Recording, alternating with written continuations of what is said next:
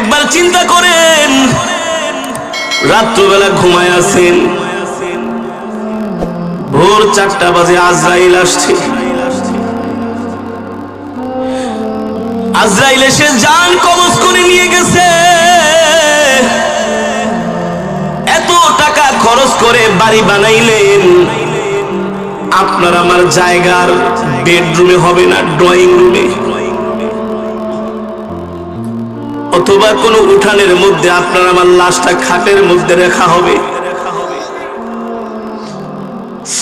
একটা কাপড় দিয়ে ঢেকে দেওয়া হবে। দুই কানের মধ্যে নাকের মধ্যে তুলো দেওয়া হবে, তুলো। হাজার হাজার কোটি টাকার মালিক বাবা, গোসল করানোর জন্য মাত্র 20 টাকা দামের একটা কসকো সাবান। কেউ বলবে না দামি শ্যাম্পু দিয়া গোসল করাও, আমেরিকা থেকে দামি সাবান আনছে, এই সাবান দিয়া গোসল করাও, কেউ বলবে না।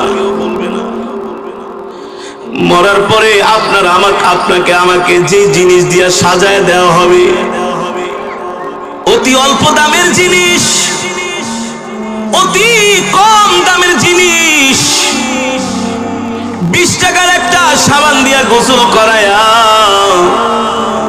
মাত্র 1000 টাকার কাফন পরায়া লাশটাকে ঢেকে রাখা হবে। ভাই আসবে, বোন আসবে, মুখের কাপড় একবার সরাই আওয়াজ করে করে চিৎকার করবে আর কান্না করবে। যেই স্ত্রীর সাথে 30-40 বছর সংসার করছেন, স্ত্রী ঘরের এক কোণায় যে কান্না করবে, ছটফট করবে। সন্তান আইসা বাবার মুখে হাত দিয়া বলবে, বাবা এত আদর কইরা মানুষ কইরা পড়াশোনা করে, আজকে বাবা তুমি আমাদেরকে ফাঁকি দিয়া চলে গেলা।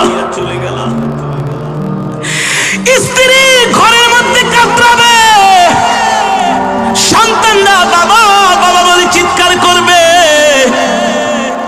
দূর দূরান্ত থেকে আত্মীয় স্বজনরা দেখার জন্য আসবে, এক নজর শুধু দেখবে, এক নজর। জানাজা পড়ানোর জন্য মাঠে নিয়ে যাওয়া হবে, হাজার হাজার মানুষ আইসা শুধু জানাজা দিয়ে চলে যাবে।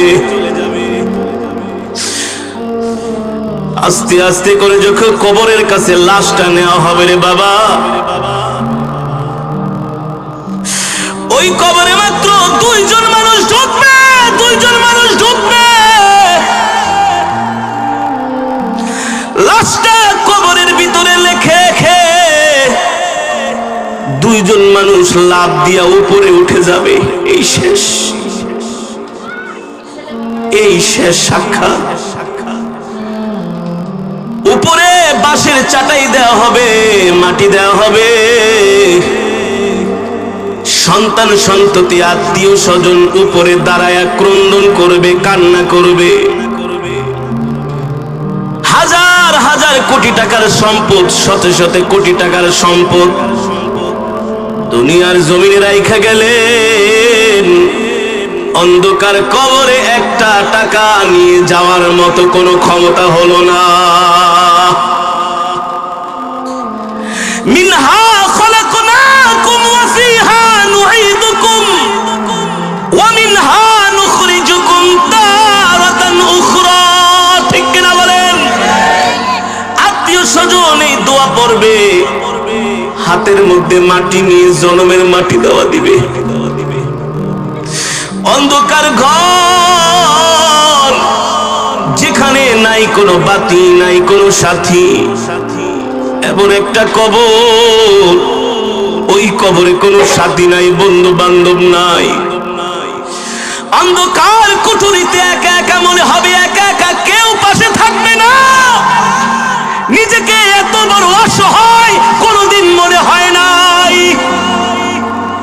ওই অন্ধকার কবরে একজন মানুষ নিজেকে এতটা অসহায় মনে করবে, মনে মনে ভাববে, হায় রে আমার আত্মীয় স্বজন কোথায় গেল, বন্ধু বান্ধব কোথায় গেল, পাড়া প্রতিবেশী কোথায় গেল।